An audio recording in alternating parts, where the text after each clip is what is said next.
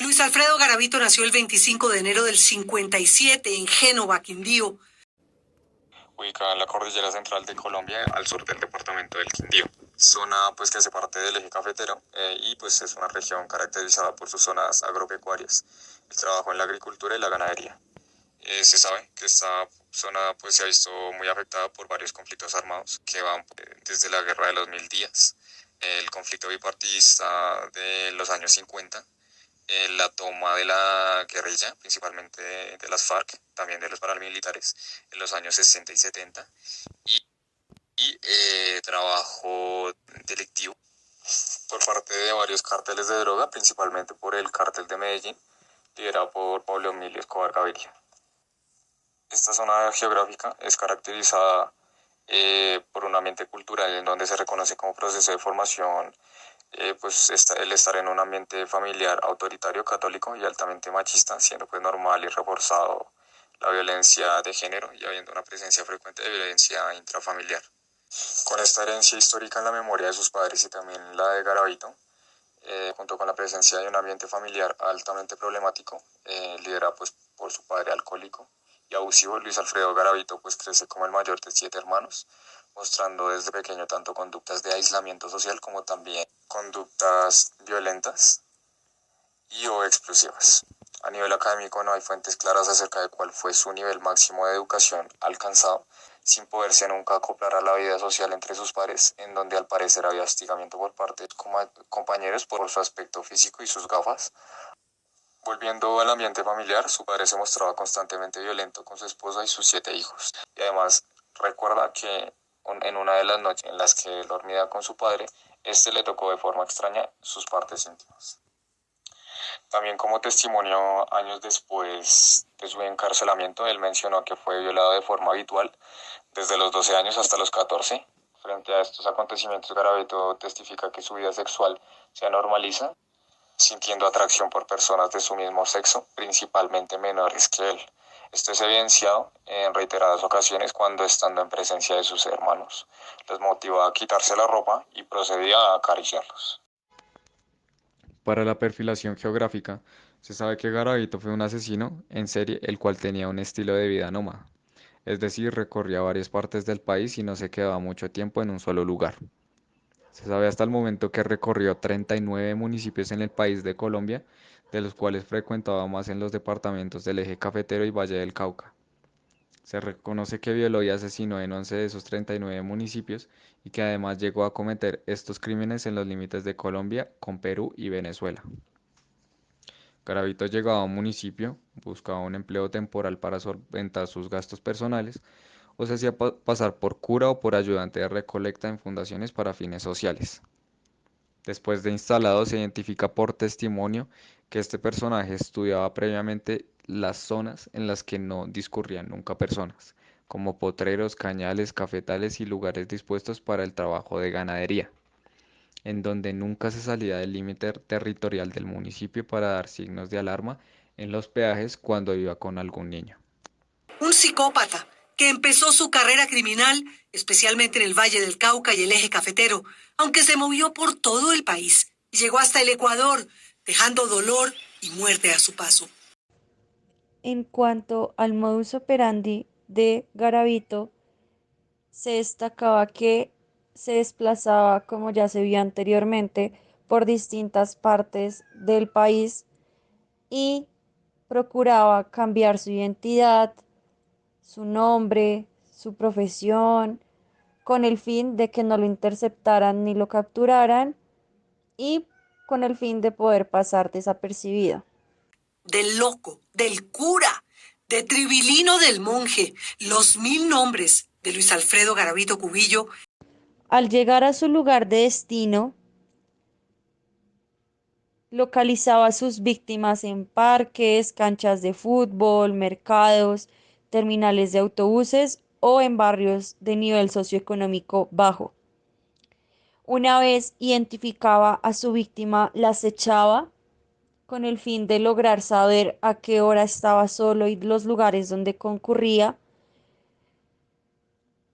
Él intentaba ofrecerles dinero con el fin de que los acompañara, les decía mentiras y cuando estos no accedían, los llevaba a la fuerza. Una vez capturaba a su víctima, los llevaba a las afueras de la ciudad donde no hubiera casi gente ni urbanización con el fin de que no lo escucharan ni lo capturaran tan fácil. Al inicio de su carrera criminal, solamente cometía abuso sexual con sus víctimas y posterior a esto los dejaba ir. Cuando fue evolucionando, además de abordarlos sexualmente y abusarlos, los torturaba. Y finalmente, en la mayoría de sus últimos crímenes, además de torturarlos y abusarlos sexualmente, los mataba. Escogía a las víctimas como un animal a su presa, como un depredador.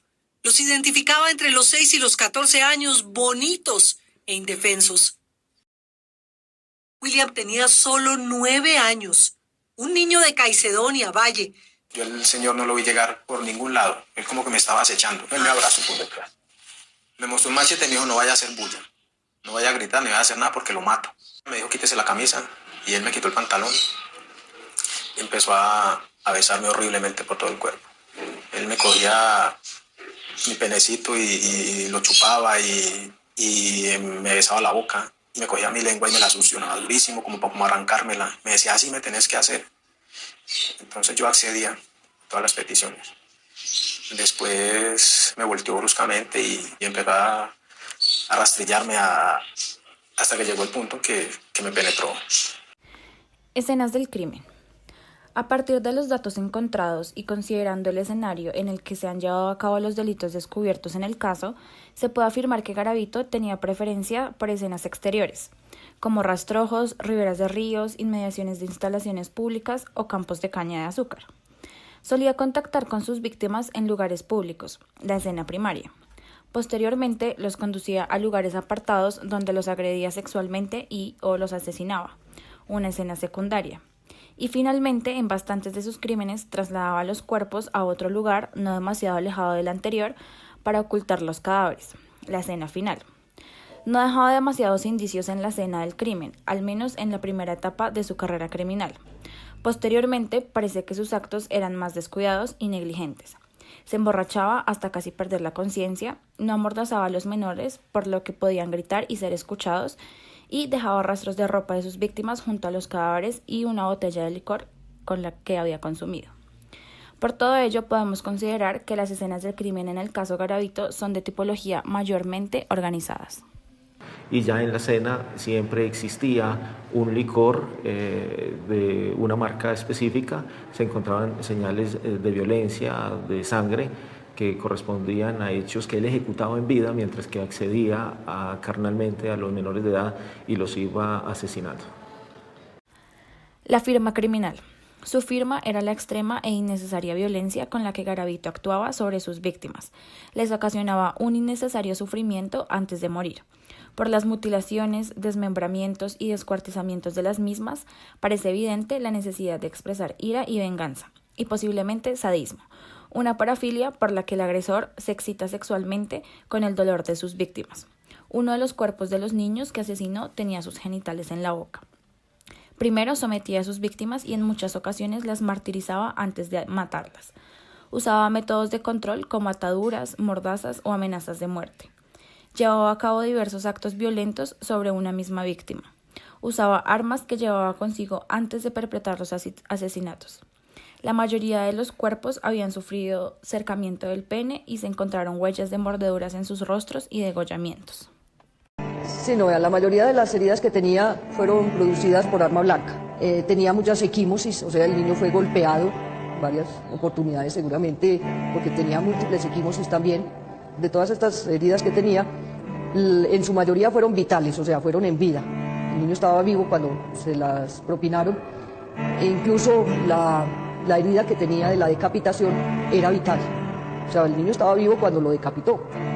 Mientras que la lesión que tenía alrededor del pene, cuando lo amputó, esa no era vital. Ya fue cuando el niño ya estaba muerto, le cortó el pene y se lo metió en la boca. Por otra parte, la obsesión por recibir reconocimiento lo llevó a convertir en fetiche cada artículo de prensa que sobre él o sus actos se publicó en prensa. Le encontraron recortes de periódico con las noticias de sus asesinatos. Después de las muertes de sus víctimas, sacaba una libreta y anotaba fecha, lugar y rayitas. Una raya por cada niño muerto. En su casa escondía los recortes de periódicos que hablaban de los niños que desaparecían, las pistas policiales que nunca lograban revelar lo ocurrido y el drama de las familias. También se encontró en su casa un calendario de pared o almanaque donde iba señalando las fechas de sus crímenes. Por todo ello, se podría considerar que además de sus delitos, satisfacían sus necesidades de autoafirmación y reconocimiento. Su condena. Garavito fue capturado el 21 de abril de 1999 por la carretera del Anillo Vial de Villavicencio, cuando intentaba abusar de un menor de edad, el cual dio gritos de ayuda.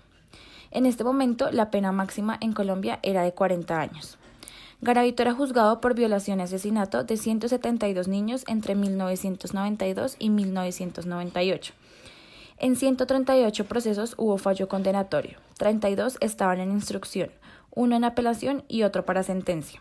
En total, las condenas sumaban 1.853 años, pero por la figura de la acumulación de penas y la pena fue conmutada y el juzgado tercero penal del circuito de Villavicencio condenó a Luis Alfredo Garavito a 31 años, 9 meses y 10 días de prisión por su colaboración con la justicia. Además, Garavito es acobijado por los descuentos que da el gobierno, como la rebaja en la pena de un día por cada 3 días de trabajo o estudio y los beneficios de rebajas por confesar. Esto debido a que en ese momento no existía la Ley 1098 del 2006, la cual modificó el Código de Infancia y Adolescencia, y se le quitó todos los beneficios a las personas que violen o asesinen menores de 14 años. Y en Colombia las leyes no son retroactivas. Es por esto que en 2006 optó una reducción a 24 años por informarles a las autoridades el paradero de los cuerpos de algunos niños. Garavito permaneció recluido en la cárcel de Villavicencio hasta el 10 de septiembre del año 2002, cuando fue trasladado a la penitenciaría de Valledupar, en la cual se encuentra actualmente.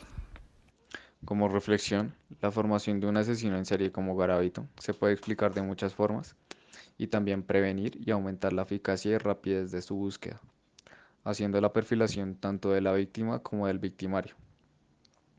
Si vemos cómo se unen factores de riesgo tanto inherentes del sujeto como del entorno en el que crece y se desarrolla, vemos que el desarrollo de la conducta antisocial de esta persona es el resultado de factores de riesgo personales, como las vivencias históricas, una predisposición hacia la introversión, fracaso social y académico, aislamiento social, y también se puede observar factores de riesgo ambientales como la normalización de la violencia por su contexto histórico, su ambiente familiar violento y negligente, que pueden llegar a facilitar el desarrollo de la aparición de conductas antisociales. Y si es muy grave y muy frecuente esta situación, puede desencadenar el desarrollo de un trastorno de la personalidad, como lo es el trastorno de la personalidad de la conducta antisocial. También se reconocen las faltas de oportunidades de los niños que fueron víctimas por este asesino en serie, que accedían a estar con él por falta de atención, del cuidado de sus padres, una temprana búsqueda por solventar la falta de recursos económicos de la cual no disponían y casi nulo mantenimiento de estos niños para estar en actividades académicas, convirtiendo a muchos niños a lo largo del país que Garavito recorrió casi 5 veces como personas con una muy alta probabilidad de ser potenciales víctimas.